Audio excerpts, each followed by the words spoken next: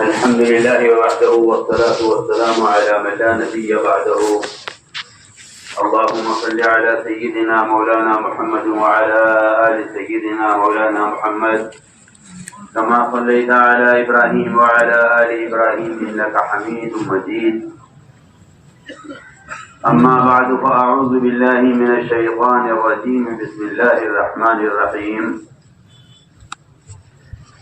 إنما يخشى الله من عباده العلماء. وقال الله سبحانه وتعالى فاسألوا أهل الذكر إن كنتم لا تعلمون. وقال الله سبحانه وتعالى أمن هو قانت آناء الليل ساجدا وقائما يحذر الآخرة ويرجو رحمة ربه قل هل يستوي الذين يعلمون والذين لا يعلمون إنما يتذكر أولو الألباب. وقال الله سبحانه وتعالى وما كان المؤمنون لينفروا كافة فلولا نفر من كل فرقة منهم طائفة ليتفقهوا في الدين ولينذروا قومهم إذا رجعوا إليهم لعلهم يحذرون. وقال عليه الصلاة والسلام العلم علمان، علم في القلب فذاك علم نافع وعلم على اللسان فذاك حجة الله على ابن آدم. وقال عليه الصلاة والسلام أنا لكم بمنزلة الوالد أعلمكم. وقال عليه الصلاة والسلام خذوا عني مناسككم. وقال عليه الصلاة والسلام صلوا كما رأيتموني أصلي أو كما قال عليه الصلاة والسلام. میرے انتہائی محترم ورثاء انبیاء، ہمارے اجتماعات میں معمول ہے جہاں مجمع تعلیم کے حلقے قائم کیے جاتے ہیں،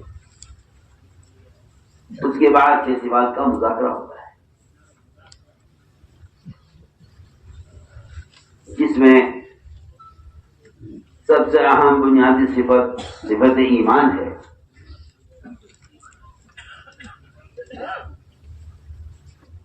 اصل کا ملفوظ ہے کہ اگر میں اس کام کا کوئی نام رکھتا تو اس کا نام تحریک ایمان رکھتا. تحریک کا مطلب کوئی تنظیم نہیں جو آج کل تحریک کا مفہوم سمجھا جاتا ہے، بلکہ تحریک کا مطلب یہ ہے کہ ایمان کی تکمیل کے لیے نقل و حرکت کی جائے.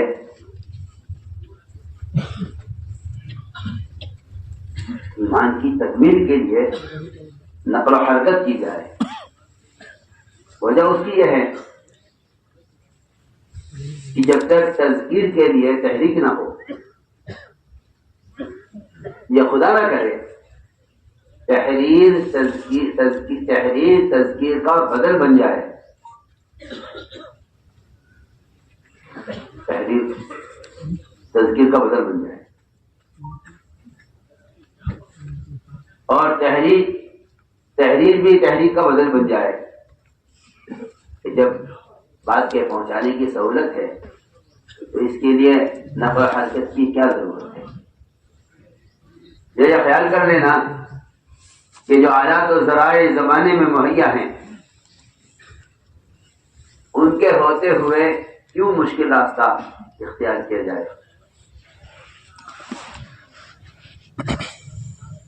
تو مجھے ایک بنیادی بات عرض کرنی ہے کہ دعوت ایک ایسا فریضہ ہے، دعوت ایک ایسا فریضہ ہے جو بدن کے استعمال کیے بغیر ادا نہیں ہوگا.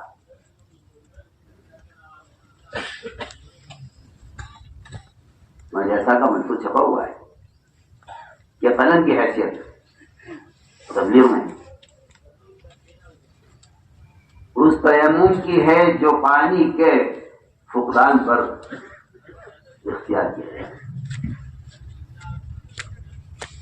اگر باوجود کوشش کے اس کو پانی نہیں ملا اور فریضہ کا ادا ہونا ہے موقع فریضہ ہے. پانی کے ہوتے ہوئے تیمم یہ ایسا ہے جیسا نقل و حرکت کی استعداد ہوتے ہوئے قلم کا استعمال. بلکہ اگر اس بات پہ غور کر لیا جائے ساتھ کے ساتھ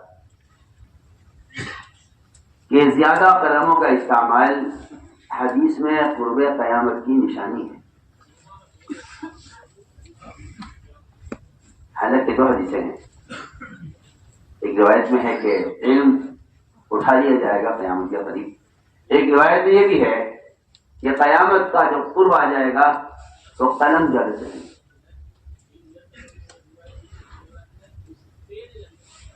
اگر اقلام کی زیادتی سے علم کا بڑھنا ثابت سمجھا جائے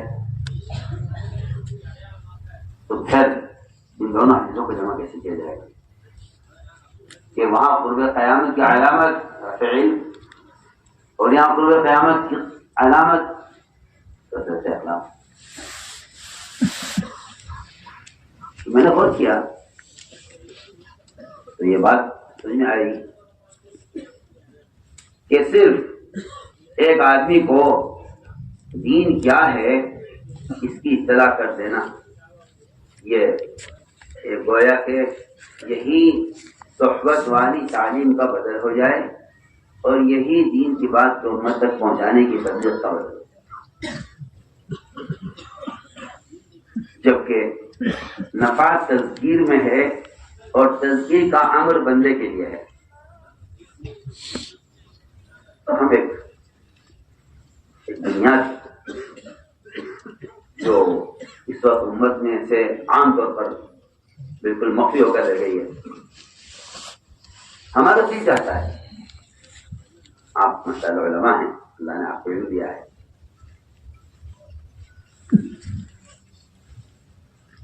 بجائے تقابل اور تردید کے رخ سے سوچنے کے تفاہم اور قرآن حدیث کے عمیق معنی کی طرف متوجہ ہوا جائے. اس بات کو سمجھنے کے لیے کہ آیا ایمان کی تکمیل کے لیے کیا نقل و حرکت اور ایمان کی تکمیل کے لیے کیا دعوت خود جا کر دینا یہ کوئی ضروری لازمی چیز ہے یا کسی ذریعے سے بھی یہ کام ہو سکتا ہے. اس طرف توجہ کی ضرورت ہے اور اس بات کو کھولا جائے, اس بات کو کھولا جائے ایمان کو کمال تک پہنچانے کا بنیادی ذریعہ کیا ہے. وہ امر معروف و نہی منکر کی وہ ایک عملی محنت ہے جبکہ نہ سے پورے جذب اور یقین کے ساتھ اکثر ہوں کہ امر معروف و نہی منکر کے لیے قلم کا استعمال وہ عوامی نواہی کے علم تک آپ کو پہنچا دے گا کہ یہ عوامل ہیں یا نواہی, تاکہ ایک شخص جان دے کہ عوامل کیا ہے نواہی کیا ہے.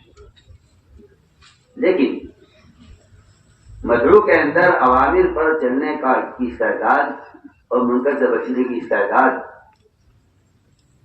اور داعی کے اندر اس عمل کے کرنے سے اپنے ایمان کی تکمیل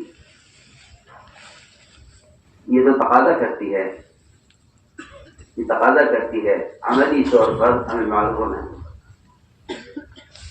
اس لیے ہمارے یہاں تبلیغ میں اللہ کی قسم گشت کا موضوع صرف ہمیں معلوم نہیں ہوتا ہے.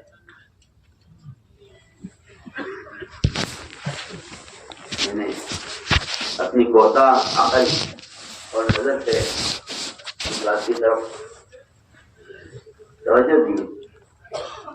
ایسا تو نہیں ہے کہ رفتہ رفتہ رفتہ رفتہ تبلیغ میں گشت ایک ملاقاتوں کا ہنگام بن کر رہ جائے.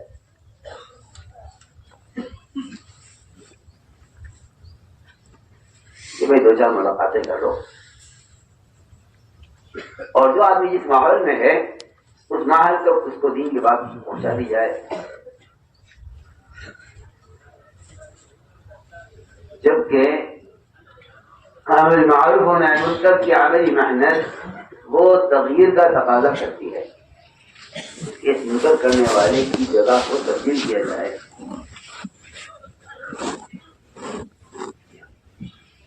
یعنی منکر کے ماحول میں ہے، اس کو منکر کے ماحول سے اس کی جگہ کو تبدیل کیا جائے. اگر ایک آدمی توبہ چاہتا بھی ہے تو اس کا صرف توبہ چاہ لینا یہ کافی نہیں ہے جب تک وہ منکر کی ظلمت سے نکل کر توبہ کی طرف نہ آئے.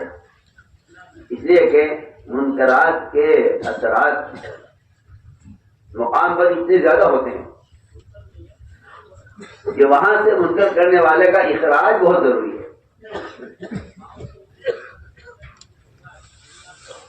خلاف کافی نہیں. جس شخص نے 99 قتل کیے تھے اس نے سوال کیا تھا راہب سے حلیم توبتی. اس نے کہا تھا کہ تمہاری توبہ قبول نہیں ہوگی. اس قاتل نے اس راہب کو بھی قتل کر دیا تھا. لیکن جب عالم نے سوال کیا حلیم توبہ تو عالم نے کہا ہاں توبہ قبول ہو جائے گی، اپنی بستی چھوڑ کر نکل جاؤ. اس قاتل سے اس کی بستی چھڑوانے کا جو بنیادی مقصد ہے وہ اس کو اس کے منکر کے مقام سے اس کو الگ کرنا ہے. حضور اکرم صلی اللہ علیہ وسلم صحابہ کے ساتھ سے سفر میں آپ صلی اللہ علیہ وسلم کی فجر مع صحابہ قضا ہو گئی.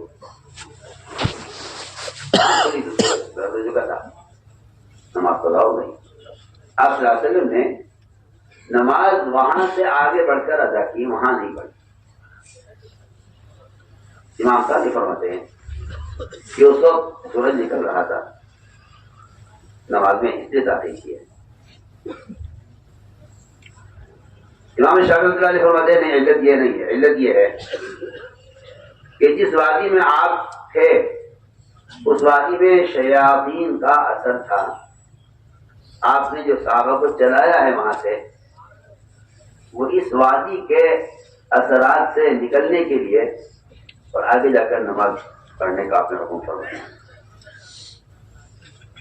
امام شافعی کی جو علت ہے وہ علت یہ ہے کہ آپ صلی اللہ علیہ وسلم نے اس جگہ نماز نہیں پڑھی جہاں قضا ہوئی، وہاں سے آگے بڑھ کر نماز پڑھی ہے.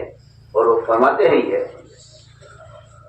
جو ہے درس بخاری میں آیا یہ ذکر، تو میں نے طلبہ سے کہا کہ دیکھو اگر امام شافعی کا کے نزدیک یہاں نماز نہ پڑھنے کی علت اور وجہ یہ ہے کہ یہاں شیاطین کا ایک نمبر آپ کا بتاؤ آپ صحابہ کو اس وادی سے ہٹا دیتے یہاں سے ہٹاؤ. میں نے پوچھا طلبا سے، میں نے کہا جہاں محلے کے محلے مسلمانوں کی ہزاروں کی آبادی کے ایسے ہیں جہاں اکثریت نماز کبھی نہیں پڑھتی، آپ کو کیا خیال ہے؟ اس کے علاوہ دیگر منکرات میں بنیادی بات کرنا چاہتا ہوں کہ تبلیغ میں گشت کا جو اصل موضوع تھا، اس لیے کہ یہ دین کے ہر شعبے کا ہمیشہ اصول رہا ہے کہ رفتہ رفتہ رفتہ رفتہ رفتہ رواجی چیزوں سے داخل ہو جاتی ہیں، اور جو اصل مقصد ہوتا ہے وہ حالات، زمانہ، سہولتیں، حالات، ذرائع، وہ رفتہ رفتہ اس کے بنیادی مقاصد کو بدلے. جبکہ گشت کا بنیادی مقصد ہر آدمی کے اپنے ایمان کی تکمیل کے لیے گشت ہے. اس کو اگر آدمی مثبت پہلو میں سوچے تو اس کی اہمیت معلوم ہوتی ہے، اور اسی کو منظر لیے سوچ لے تو اس کا انکار کر دے گا کہ کیا گشت پر ایمان موقوف ہے۔ جب یہ نہیں معلوم کہ گشت کا مقصد کیا ہے تو یہ کہنا بہت آسان ہے، کیا گشت کا ایمان بنے گا؟ حالانکہ بہت بنیادی موٹی اور واضح بات ہے۔ ایمان کے یہ اس کی جو بحث ہے، ہم اس بحث میں صرف یہاں آ کر رک جاتے ہیں کہ ہاں دلائل ان کے پاس بھی ہیں، ان کے پاس بھی ہیں، اور صرف ان یزید اور اس کے دلائل اور مذاہب کو ہی ہم اس بحث کا ایک مقصد سمجھتے ہیں، اور یہاں سے ہو جاتے ہیں کہ ہمیں یہ ایمان بڑھتا ہے نہیں بڑھتا ہے۔ امام بخاری کا مطلب ہے کہ ایمان بڑھتا ہے۔ امام بخاری رحمۃ اللہ علیہ کا یہ مذہب تو معلوم ہو گیا کہ ایمان بڑھتا ہے، مگر جو ان کا مستدل ہے،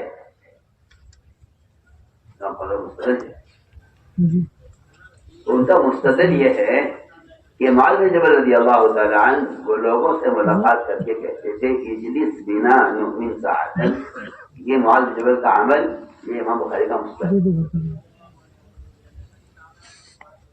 میرے نارائن قاضی کے طرف سے جب یہ روایت آئی تو میں نے طلبہ سے کہا، میں نے کہا کہ بات یہاں ختم نہیں ہو جاتی کہ چلو امام صاحب کا مطلب یہ ہے جو آگے چلو، کیوں آگے چلنے سے پہلے یہ سوچنا چاہیے کہ آیا تبلیغ میں جو گشت ہے، اس گشت کا کیا مقصد تھا کہ اس کے ذریعے میں اپنے ایمان میں کمال چاہتا ہوں کہ میں لوگوں کو معروفات پر آمدہ کر کے منکر کے ماحول سے نکالنا ہوں۔ بنا یہ ایسا جمع کا صیغہ ہے کہ آپ ہمارے ساتھ دیکھو، معلوم ہوتا ہے کہ کسی اجتماعی حلقے اور ایمان کے کسی اجتماعی ماحول کی طرف آمادہ کیا جا رہا ہے، اور یہ بالکل واضح بات ہے۔ عمر رضی اللہ تعالیٰ کے بارے میں آتا ہے کہ وہ راستے میں ایک سے دوسرے سے ملاقاتیں کرتے اور ان کے ہاتھ پکڑتے اور ان سے کہتے کہ تو ہمارے ساتھ آؤ، ہمارے ساتھ ہمیں پر ایمان لائیں گے۔ اور عمر رضی اللہ عنہ فرمایا کرتے تھے کہ یہ کام میں اس لیے کرتا ہوں تاکہ اس سے میرے ایمان میں زیادتی ہو۔ اس لیے میں نے ایک بنیادی بات کی ہے کہ تبلیغ میں گشت کا موضوع اور نقل و حرکت کا جو اصل مقصد تھا وہ امر معروف اور نہی منکر، اس کی ایک عملی محنت، جس کے یہ بات بھی واضح ہونی چاہیے عوام پر بھی اور علماء پر بھی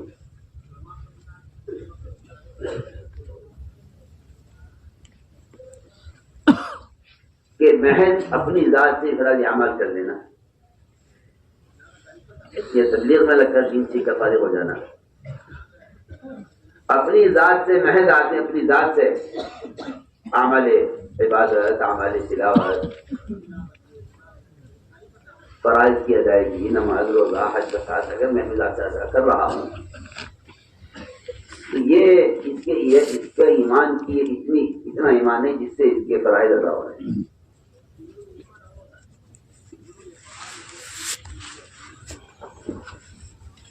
لیکن اب ایمان کی تکمیل وہ صرف اپنی ذات سے فرائض کی ادا کرنے سے نہیں ہوتی، بلکہ ایمان کی تکمیل دوسروں کو نیکی پر آمادہ کرنے، دوسروں کو منکر سے بچانے کی کوشش، یہ ایمان کی تکمیل کا حصہ ہے۔ میں ترجمہ مسلم میں پڑھ رہا تھا مولانا غزالی رحمۃ اللہ کی، جو اپنے زمانے کے استاد اور اساتذہ کہلاتے تھے، اور فہم حدیث میں اللہ تعالیٰ نے ان کو جو مقام دیا تھا وہ ان کے معاصرین کو نہیں ملا۔ کوئی فرق لکھتے ہیں، وہ فرماتے ہیں کہ اگر کوئی شخص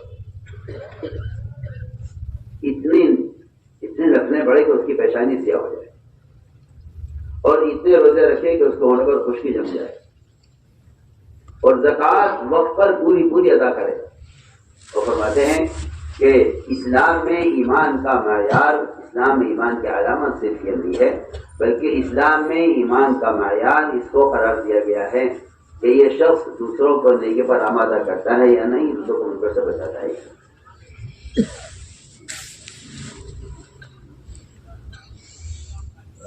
ہمیں جو اصرار ہے ہر فرد سے گشت کرنے پر، اور یہاں آ کر ایک تقابلی شکل پیدا ہو جاتی ہے کہ کیا ہم انتقامی کر رہے ہیں، کیا ہم انتقامی کر رہے ہیں، کیا ہم انتقامی کر رہے ہیں،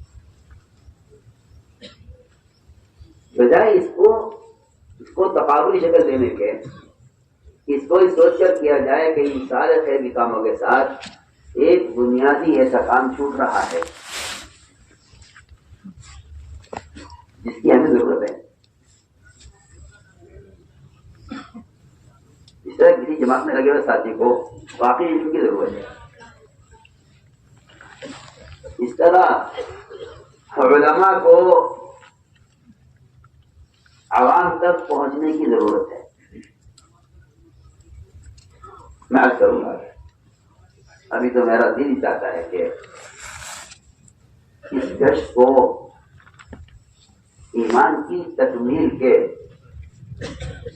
مقصد پر لایا جائے۔ میں ایمان کے لیے جب میں نے اس بات عرض کی کہ بھائی ہم لوگ ایک سامنے کہا کہ اس سے ایمان کی تکمیل کیا کرو، میں نے کہا اس کو ایسا کرو، ایک شاعر سن لو، پھر دیکھتے ہیں کہ کسی اشارہ میرے جیسا اناڑی آدمی تھا، اس نے سنا کہ صاحب کر رہے تھے کہ مغز کو باغ میں جانے میں دیجیے کہ نہ خون پروانے کا ہوگا، تو وہ کہنے لگا بھائی کوئی بات ہے بھائی، اگر شہد کی مکھی باغ میں جاتی ہے تو اس سے پروانے کو کیا، پروانے کی پکڑ کیسے ہو جائے؟ اگر مکھی باغ میں جاتی ہے تو اس سے پروانے کا پتہ کیا تھا؟ کیا وہ پروانے کو مار دے گی کہ نہیں؟ مکھی پروانے کو نہیں مارے گی، اس کا یہاں ہوتا ہے، بہت بنیادی بات ہے، مکھی پروانے کو نہیں مارے گی، اس کا یہاں ہوتا ہے۔ یہ کیوں کہتے ہیں آپ کے کشت ایمان بنتا ہے؟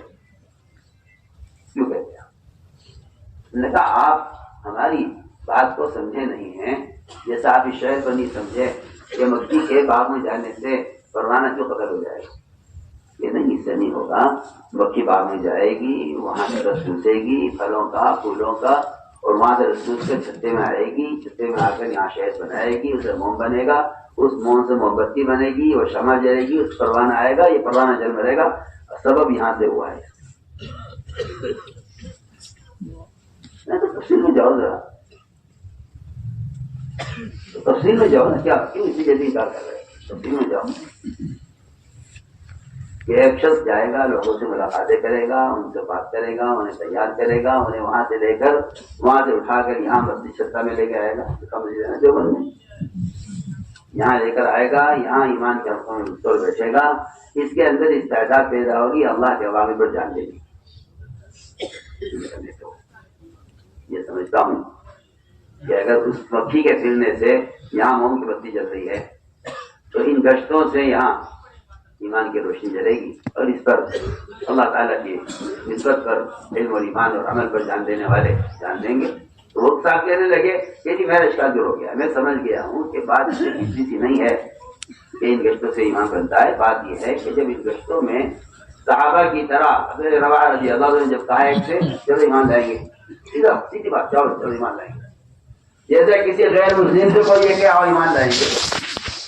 آج مسلمان اس مخمسے میں ہے ایمان والوں کی مانگی دعوت ہے۔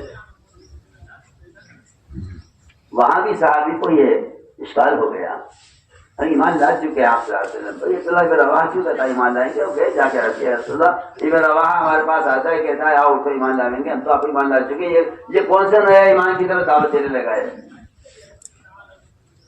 فرمایا کہ نہیں، جو رواح جو عمل کر رہا ہے وہ عمل اللہ کا محبوب ہے، کہ یہ اللہ کے بندوں کو ایسے حلقوں میں جوڑنا چاہتا ہے جس کو دیکھا اللہ تعالیٰ فخر فرماتا ہے۔ اور اس کے سامنے میں تو ایک مثال آپ سے عرض کر رہا ہوں۔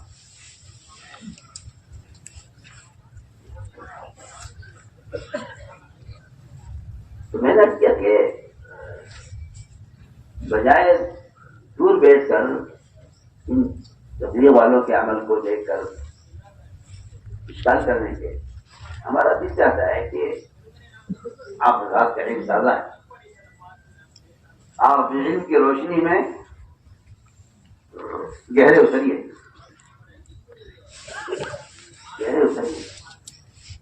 تو دیکھیے اتر کہ کیا یعنی کیا عمیق مقاصد ہیں یہاں تک ابھی تک ذہن اور سوچ وہاں تک نہیں پہنچ رہی ہے۔ تو یہ بات حقیقت ہے کہ جس چیز کا یہ آدمی اس کی گہرائی تک، اس کے مقاصد، بنیادی مقاصد تک نہیں پہنچتا، اس کا استغفار پیدا ہونا ہی ہونا ہوتا ہے، وہ یقینی بات ہے۔ کیا ہے آگے لکھا ہے مولانا نے ترجمہ سننا میں کہ ایمان کی تکمیل مجموعی کی اصلاح پر موقوف ہے۔ ایمان کی تکمیل مجموعی کی اصلاح پر، کہ ایمان کی تکمیل مجموعی کی اصلاح پر موقوف ہے۔ ہم نے کیا کہ یہ ملاقاتیں اور یہ خود بنا من ساعتن، اجلس بنا من ساعتن، وتعال بنا من ساعتن، یہ جو محنت ہے اس کا اصل مقصد یہ تھا کہ اس سے ہم اپنے ایمان کی تکمیل ایمان میں کمانا چاہتے ہیں، لیکن ایمان کی تکمیل ہمیں معلوم ہے منکر کی عملی محنت میں ہے، اور وہ عملی محنت اس عملی محنت کے لیے گشت ہے، اس عملی محنت کے لیے گشت ہے۔ ہمارے ساتھ اٹھو، ہمارے ساتھ چلو، ہمارے ساتھ اپنے پر ایمان لائیں۔ میں نے کیا کہ ہمارے یہاں جماعت میں اس وقت یہ معمول ہوتا ہے، پیچھے اس بات کا مذاکرہ ہوتا ہے، اسے پہلے جو صفت ایمان ہے۔ اللہ تعالیٰ نے قرآن میں علماء کو اپنی توحید کے بیان کرنے میں ملائکہ کے بعد پہلا درجہ دیا ہے۔ اللہ تعالیٰ اس کا ملائکہ، اس کے بعد پہلا جو درجہ ہے علماء کا ہے۔ شہد اللہ انہ لا الہ الا هو والملائکہ واولو العلم قائما بالقسط۔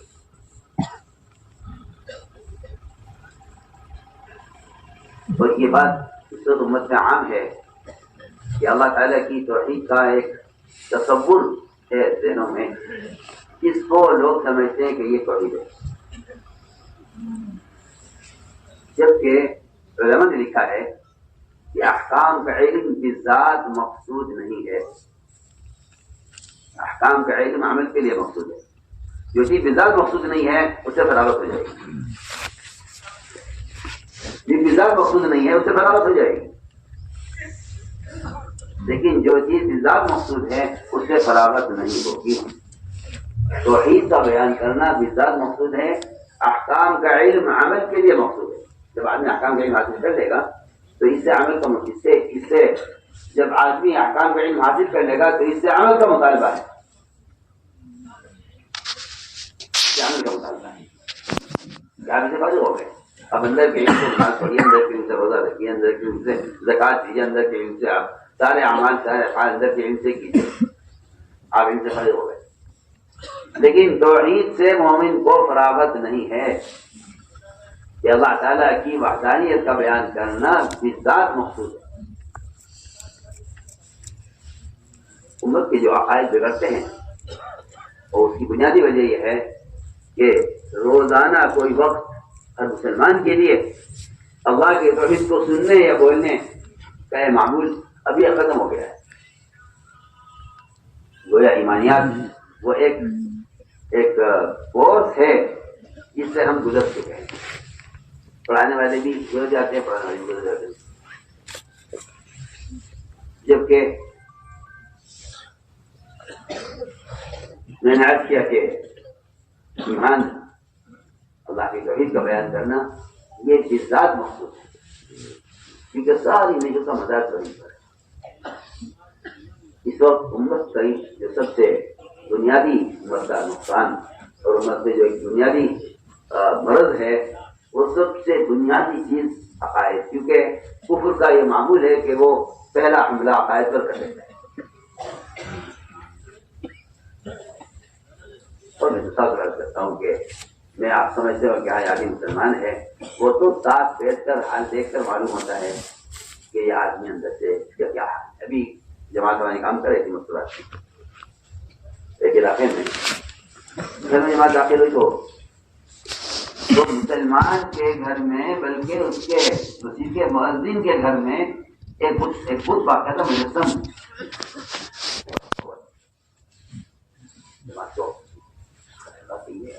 مؤذن کا گھر ہے، مؤذن نے معیار چلایا ہے، مؤذن کے مکان سے ہوئے ہیں، مؤذن کے گھر سے وہ تو کیا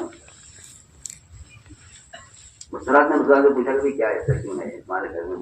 کہنے لگے وہ جو ہمارا ایک بیٹا ہے وہ اس کا عقیدہ اس کا یعنی رجحان کی طرف ہے، اس لیے اس نے اپنے گھر میں دیا ہوا ہے۔ ایک مؤذن مسلمان کے گھر میں اس کا سگا بھائی ایک مجسم بت کی پوجا کرتا ہے۔ آپ ذرا اندازہ کیجیے امت کہاں ہے۔ میں ابھی اسی دفعہ مسلم کے ملاقات میں سامنے والا میں تو اب تو ہمارے اس میدان دعوت کا تقاضا یہ ہے کہ ہر گھر میں عورتوں کی نماز داخل کیے بغیر یہ افطار ہونے والے ہیں۔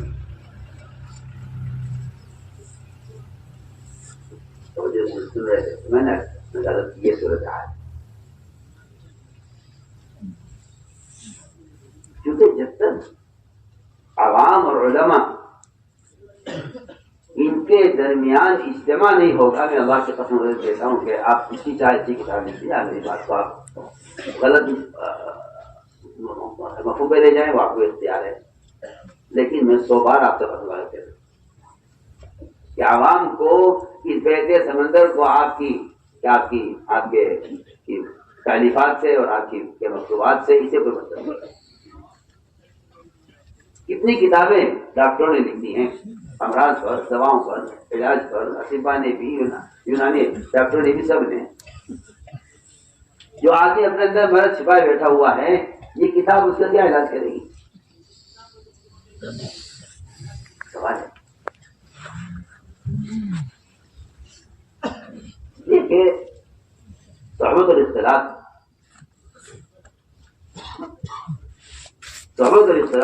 وہ ایک ایسا بنیادی چیز ہے وہ کہ اس کا کوئی بدل نہیں ہے، اس کا کوئی بدل نہیں۔ آپ جتنی چاہے آسان سے آسان کتابیں رکھیں، بے شک جو آدمی عمل کا طالب ہے وہ اس سے استفادہ کر سکتا ہے، اس سے بھی اس کو طریقہ عمل معلوم ہوگا۔ استعداد عمل تو صحبت سے حاصل ہوگی، طریقہ عمل معلوم ہو سکتا ہے۔ بہت سے لوگ ہمارے طریقہ جاننے ماننی پڑتے ہیں۔ تو ہم نے کیا کہ اس نقل و حرکت کا جو اصل مقصد تھا وہ تو امت کو ایمان اور صحیح عقیدے پر لانے اور اس عمل کے ماحول میں رکھ کر اس میں معروفات کی استعداد پیدا کرنا تھا۔ اصل یہ بتانا نہیں تھا کہ دین یہ ہے۔ میں نے جب غور کیا سیرت میں، وہاں جو چیز ملتی ہے وہ عمل کرنے والوں کے ساتھ عوام کا رہنا۔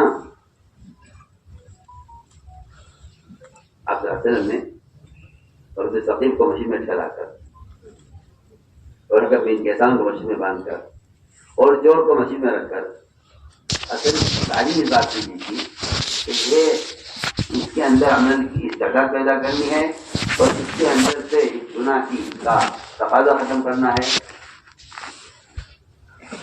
اس نے آپ سے آ کر سوال کیا، کہتا مجھے زنا کی اجازت دیجیے۔ آپ نے اس کو مسیح بٹھا کر سمجھایا، وہ کہتا ہے کہ میرے دل میں زنا کی نفرت پیدا ہو،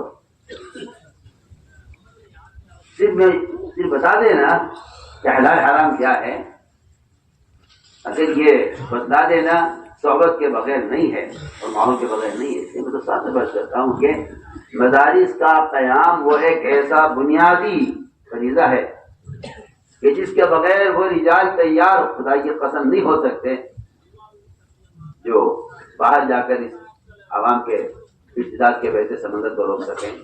یہ مسئلہ نہیں ہوتا. جو رجال تیار کیے جاتے ہیں اگر وہ ان اسلام کے قلعوں سے تیار نہیں ہو رہے ہیں. میں نے پڑھ لیا, اس نے کتاب کیسے پڑھ لیا, اس نے پڑھا دیا, اس نے کتاب دیکھ لی, اس نے آگے بڑھا دیا, اس کے پاس کوئی میسج آ گیا, اس نے حسین کو آگے بڑھا دیا.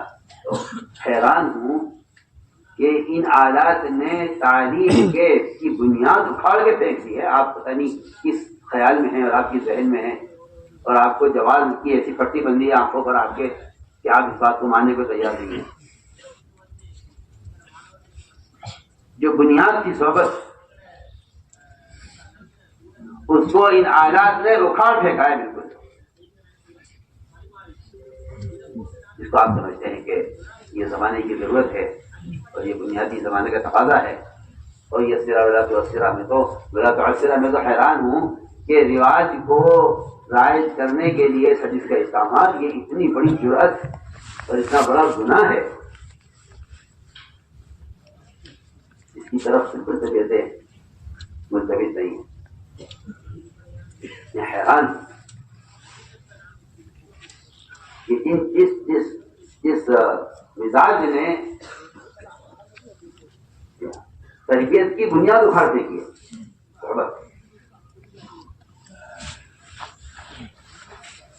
وہ ایک ایسی لازمی چیز ہے. میں وہ بات ختم کر دیتا ہوں, آپ قیامت تک بھی صحبت کا بدل نہیں لا سکتے. آپ جتنے الگ سے جائیں گے اتنا آپ صحبت سے جڑ جائیں گے. علماء اقبالی میں ہوں گے, ہمارے اقبالی میں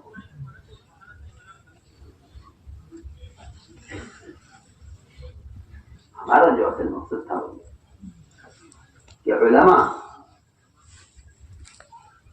عوام کے جہل کا خود مشاہدہ کریں, ڈاکٹر مریض کے مرض کا خود معائنہ کرنا.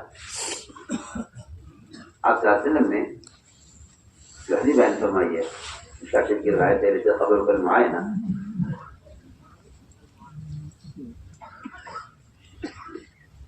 اور یہ عجیب وغیرہ روایت ہے, اور اس میں آپ صلی اللہ علیہ وسلم نے صاف فرما دیا کہ اللہ تعالیٰ نے موسیٰ علیہ السلام کو یہ خبر دے دی تھی کہ تمہاری قوم بشری کی بجا پر جمع ہو گئی.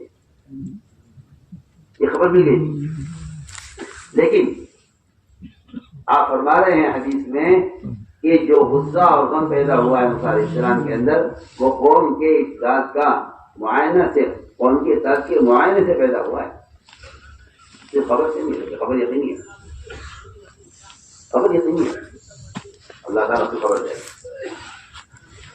لیکن جو غم اور غصہ پیدا ہوا ہے وہ واپس جا کر قوم کا حال دیکھ کر پیدا ہوا ہے.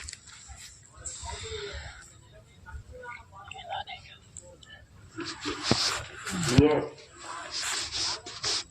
جو حروف اور نفر کا جو اصل مقصد تھا وہ یہ تھا کہ علماء اور عوام یہ عوام کے ماحول سے نکلے, اور ان 2-4 مہینے علماء کی صحبت کو انہیں ملے.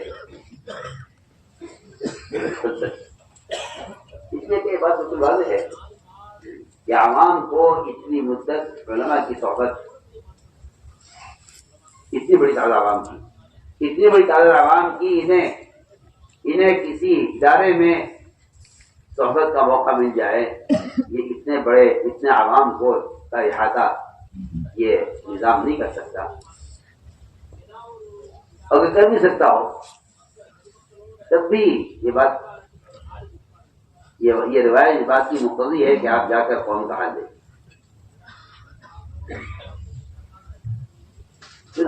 والی روایت ہے کیا موسیٰ علیہ السلام نے قوم کا حال دیکھا, اور حال دیکھ کر موسیٰ علیہ السلام نے ادھر تختیاں جو پھینکی, اور غصہ اور غم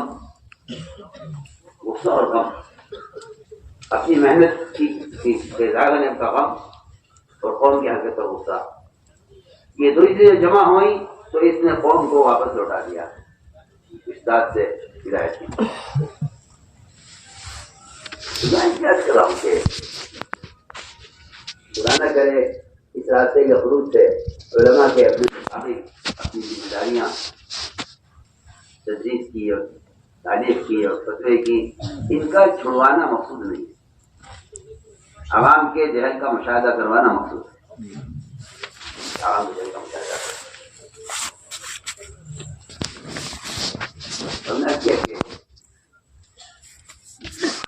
یہ اصل مقصود ہو چکا علماء کے نقل و خروج کا، کہ جا کے وہاں کا حل ہے۔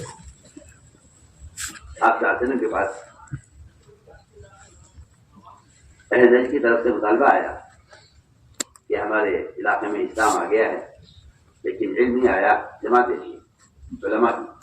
آپ نے 70 علماء چنے اپنے صحابہ میں سے، جنہیں قرہ کہا جاتا تھا۔ اس زمانے میں قرہ صرف قاریوں کو نہیں کہا جاتا تھا، اس زمانے میں قرہ کا اطلاق علماء پر ہوتا تھا۔ آپ نے چھانٹے 70 علماء اور استفادے پر آپ نے بھیجے، سب کے سب نہتے تھے، ہتھیار گیری کے پاس نہیں تھا۔ جیرے معاونہ میں انہیں سب کو شہید کر دیا گیا۔ ان 70 علماء کے خروج کا مقصد صرف وہاں کے لوگوں کو دین کی تعلیم دینا اور وہاں کے عوام کے جہل کا علاج کرنا، اس کے علاوہ نکلنے کا کوئی مقصد نہیں۔ میں نے غور کیا کہ بغیر کسی معرکے، بغیر کسی جو ہے موطن یا بغیر کسی جنگ میدان جنگ کے اور بغیر دفاعی اقدامی قتال کے علاوہ سب سے ہٹ کر جب کہ لوگوں کا خیال یہ ہے کہ بھئی یہ خروج کے اور غزوات کے اور جہاد کی آیتوں کو استعمال کرتے ہیں، جبکہ حد یہ ہو گئی ہے کہ جہاں واقعی قتال ہو رہا ہے، جہاں واقعی غزوہ ہو رہا ہے، جہاں واقعی کفر اسلام کے درمیان جنگ ہو رہی ہے، وہاں بھی اعظم حضرت نے میدان قتال میں تعلیم کا حلقہ ثابت کیا کہ چند صحابہ کو تعین کر دیا جاتا تھا کہ آپ حاضر کی خدمت میں کہ تم یہاں رہنا، اس درمیان کوئی آیت نازل ہو، کوئی حکم نازل ہو، آپ سے کوئی بات فرمائیں تو تم محفوظ کرنا، ہم میدان میں ہوں گے۔ میں سمجھتا ہوں کہ شاید جس طرح میدان قتال میں نماز کی ترتیب بدل جاتی تھی دو جماعتوں میں ہو کر صلاۃ خوف کی، اس طرح اہتمام تعلیم کا میدان قتال میں ہو رہا ہے جہاں جہاں تو بنی ہوئی ہے۔ اتنا اہتمام تعلیم کا کہ یہ وقت ایسا نہ ہو گزر جائے کہ آپ سے کوئی بات فرمائیں اور تو تم یہاں رہو، جو تم سمجھو وہ ہمیں بتانا، تاکہ ہم اتنی دیر کے لیے بھی ہم علم سے اور احکام سے ہم بے خبر نہ رہیں، جاہل نہ رہیں۔ تو میں نے عرض کیا کہ اصل تو مقصد یہ تھا خروج کا، تعلیم اور امت کے کو اصلاح سے روک، جہالت سے نکالنا امت کو، اصلاح سے روکنا امت کو، یہ خروج کا اور خروج کا اصل مقصد یہ تھا کہ امت اصلاح سے نکلے اور امت جہالت سے نکلے، اصل خروج کا مقصد یہ تھا۔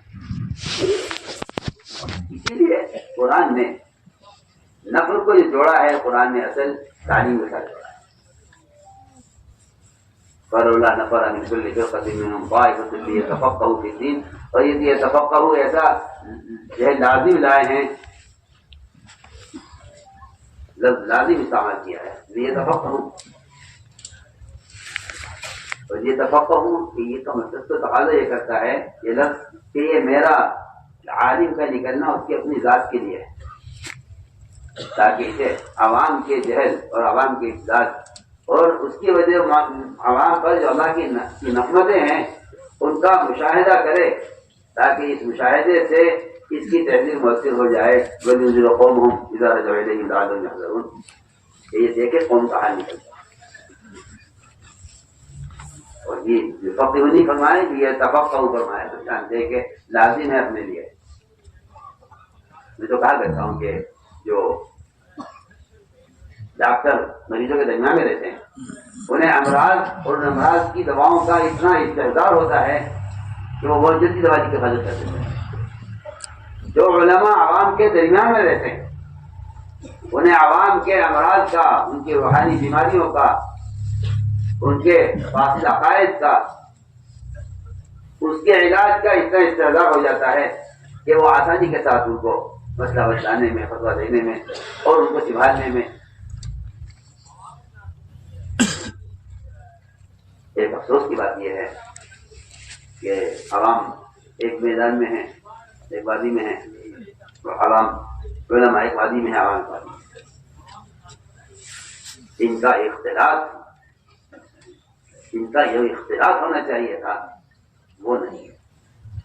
اور میں تعلق کرتا ہوں کہ اگر ہمارا خیال یہ ہے کہ بھئی ہمارے عوام کے درمیان قلم کتاب ہے، تو میں تو تعلق کرتا ہوں یہ قلم کتاب یہ کوئی تربیت کا نہ کوئی تربیت کا طریقہ ہے، نہ کوئی تربیت کا اصول ہے، نہ کوئی تربیت کا ذریعہ بھی نہیں ہے، تربیت کا ذریعہ بھی نہیں۔ عبدالعظیم کے سامنے خط دیکھا، مجھے کوئی علم کی بات لکھ کر بھیجے، فرمایا کہ علم لکھ کر بھیجنے کی چیز نہیں ہے، آپ وہاں سے آئیے یہاں اور یہاں آ کر علماء کی صحبت میں رکھے وہاں۔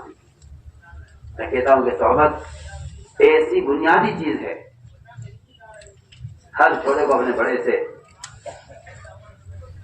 ہر حال میں رجوع ہونا چاہیے۔ کیوں؟ میں ایک مثال کرتا ہوں۔ ایک صاحب نے قرآن پڑھا تو یہ نے کہا آپ صحیح قرآن ہے، میں نے کہا تم غلط پڑھ رہے، میں صحیح پڑھا، میں نے غلط پڑھا۔ دوسرے قرآن پڑھا، اس کو سنا، کہا تم نے غلط پڑھ رہے۔ دونوں کو پکڑ کر لے گئے سید القرآن ابن کعب رضی اللہ تعالیٰ عنہ، نے کہا اس طرح یہ قرآن غلط پڑھ رہے، یہ غلط پڑھ رہے۔ آپ نے دونوں سے قرآن سنا، ہوا جی قصہ ہے، دونوں سے قرآن سنا اور دونوں کا قرآن سن کر آپ نے خود دونوں کی قراءت کی تحسین فرمائی تاکہ ابی نے کام کے لیے غلط پڑھ رہے ہیں۔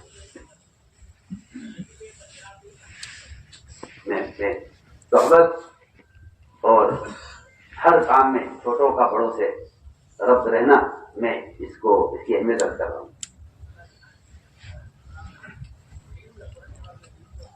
آپ نے فرمایا دونوں ٹھیک پڑھ رہے ہیں، وہ یہ نے کہا آپ کے دل میں یہ ہے کہ نہیں دونوں غلط پڑھ رہے ہیں؟ تو وہی میں کہا فرماتے ہیں کہ میرے دل میں آپ صلی اللہ علیہ وسلم کی تکذیب کا، آپ کو جھٹلانے کا ایسا فتنہ پیدا ہوا، ایسا فتنہ زمانے جاہلیت میں بھی نہیں تھا جیسا آج ہوا کہ میں آپ کو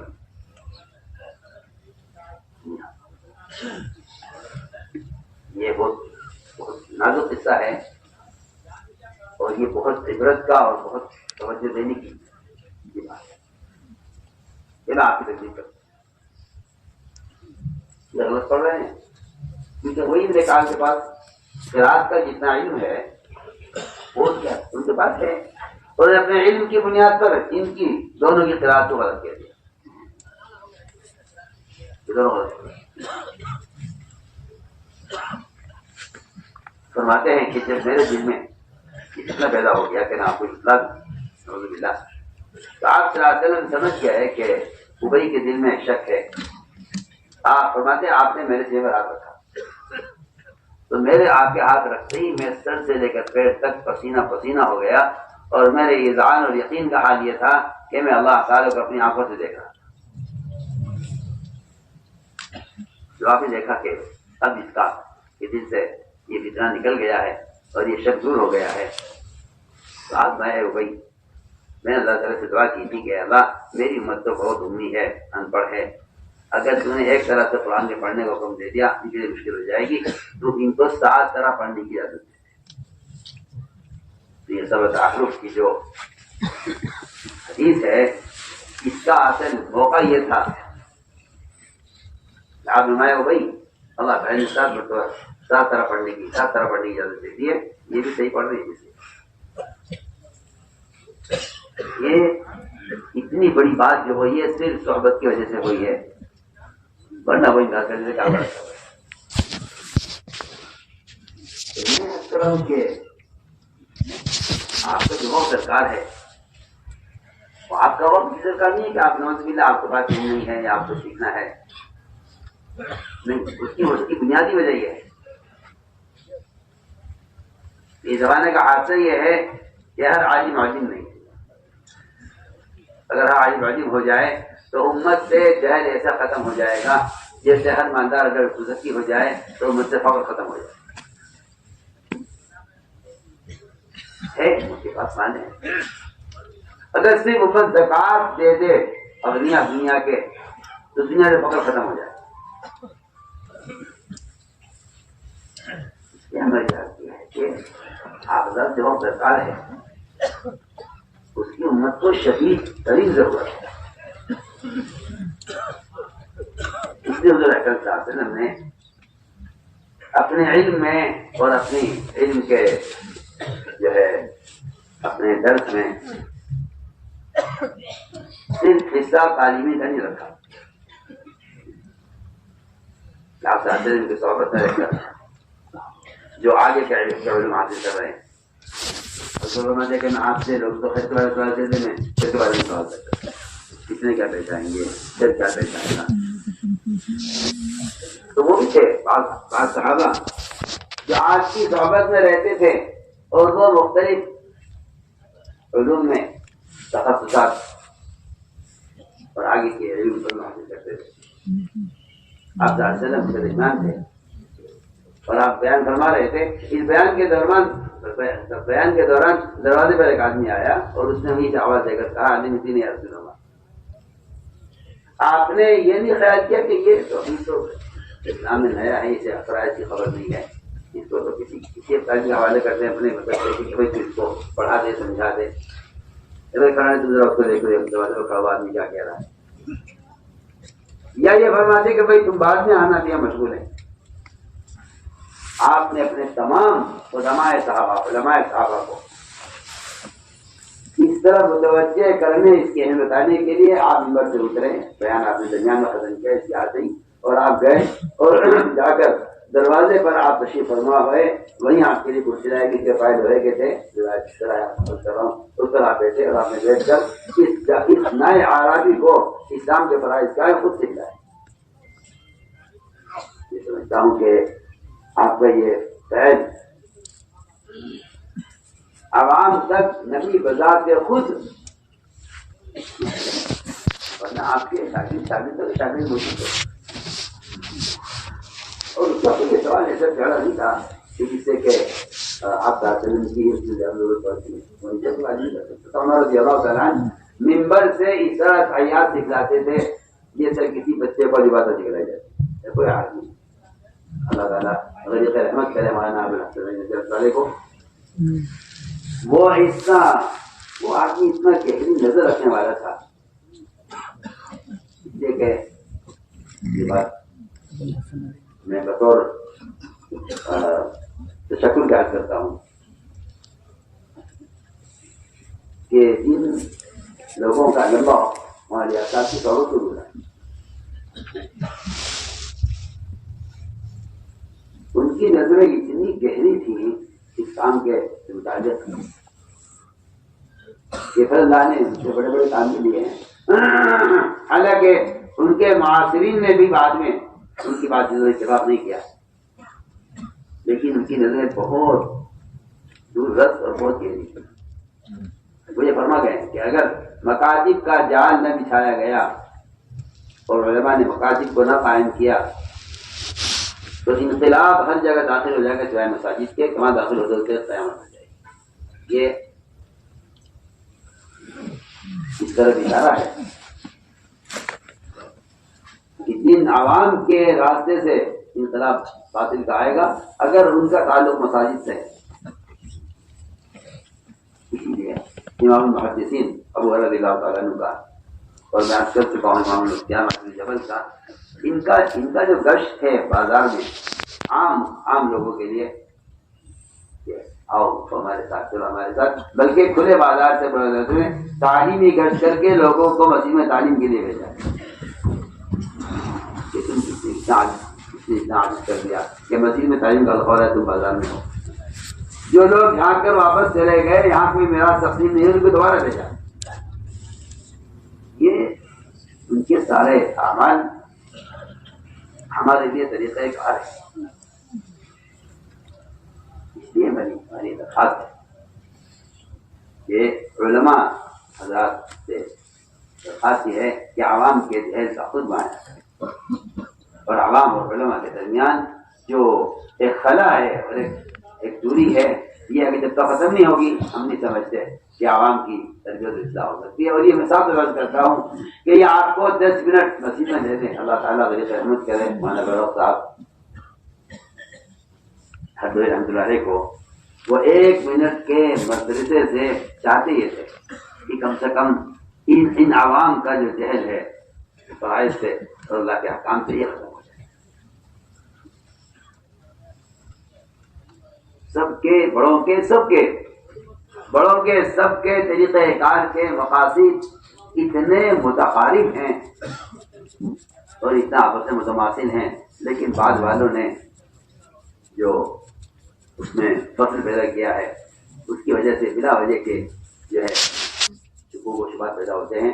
ورنہ آپ جناب پیچھے جائیں گے آپ دیکھیں گے اللہ کے بعد مجھے سوال ہے کہ طریقہ جو ہے علم تو ثانوی کا اور طریقہ کار میں تعلیم ثانوی کی طریقہ کار میں کیا اسے کیا مطلب ہے طریقہ کار میں یہ وہ طریقہ کار اختیار کرو جس سے علم امت کے عموم میں آئے. میں نے کہتا ہوں بظاہر طرح کو یہ اسلام کے قلعے ہیں، یہ اسلام کے قلعے ہیں اور یہ دین کے وہ تنے ہیں ان کی جڑیں نیچے لمبی زمین ہوئی ہیں، لیکن آگے جس تنے ہیں ان تنوں کے ساتھ جو شاخیں ہیں ان شاخوں کے ساتھ جو ٹہنیاں ہیں ٹہنی کے ساتھ جو پتے ہیں یہ عوام ان پتوں کی طرح ہیں. اگر یہ ترتیب نہیں ہے کہ مدارس کے علماء کا تعلق مساجد سے، مسجد سے تعلق علماء کا اور وہاں سے عوام کا تعلق، اگر یہ سلسلہ نہیں ہے تو میں تو آپ کو برا نہ لگے کہ صرف مدارس کا قیام وہ کافی نہیں ہے جب تک یہ متخرجین کا تعلق مساجد سے نہ ہو. تعلق اس لیے ہے کہ عوام کے درمیان پھر کر ان کے ساتھ رہ کر وہ جو ہے عوام کی مزاج سے ایک مناسبت ہو جائے. اور بلکہ میں تو سمجھتا ہوں کہ اس خروج کے قاصد مقصد یہ تھا کہ عوام کو اس طرح سکھانے کی مشغول ہو جائے، عوام سکھانے کی مشغول ہو جائے. اس لیے ہماری ساری بات کا خلاصہ یہ ہے کہ عوام کے ذہن کا علماء سے مشاہدہ بھی کروانا ہے. اور دوسری اگلی بات یہ بھی ہے کہ جب عوام کے ذہن کا حال دیکھتے ہیں تو اس سے بھی دلوں کے اندر فکر اور غم اور میں تو عرض کرتا ہوں کہ خشیہ بھی چیزیں پیدا ہوتا ہے.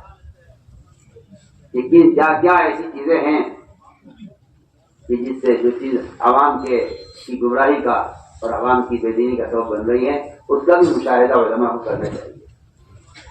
عالم تو اسے کہتے ہیں جس کے دل میں واقعی اللہ تعالیٰ کا خوف ہوتا ہے. یہ تو قرآن نے صاف کر دیا کہ اللہ سے ڈرنے والے ہی علماء ہوتے ہیں. میں بلکہ اچھا تھا کہ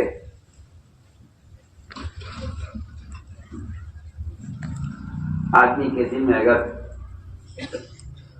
سنتوں کے مٹنے اور رواج کے غالب آنے کا اگر ڈر ہوتا ہے دل میں تو واقعی اللہ تعالیٰ ایسے لوگوں کو مجتہدین کو ایسے کو بناتے ہیں اور ان کا اجتہاد بھی اتنا جو ہے کیا کہنا چاہیے کہ صاحب اور اتنا مفید ہوتا ہے کہ اس سے امت ان کے اجتہاد سے امت ایک بڑے فتنے سے بچ جاتی ہے. عمر رضی اللہ تعالیٰ ان کے بارے میں مشہور ہے میں کہ اگر تمام میرے زمین کا علم خجائے پڑھنے میں عمر کے خجائے پڑھنے میں تو عمر کا علم زیادہ ہوگا. اس امت کے مجاہد ہیں، اس امت کے محدث کہلاتے ہیں. 22,000 مخلوقات عمر ہیں جن میں اللہ تعالیٰ نے وہی عظمت کی بات پہ اتفاق کیا ہے. ایسی بہت سی مثالیں آپ جانتے ہیں. عمر رضی اللہ تعالیٰ میں اس پر ایک بات بہت بنیادی کرنا چاہ رہا ہوں کہ طبیعتیں سب کی وہ زمانے کے ساتھ ساتھ رواج کی طرف مائل ہیں. جو سنت طریقہ تھا تعلیم و تعلم کا وہ بڑی تیزی کے ساتھ ختم ہو رہا ہے، جس کی میں بنیادی واقعات کر چکا ہوں. کعب بن کعب رضی اللہ تعالیٰ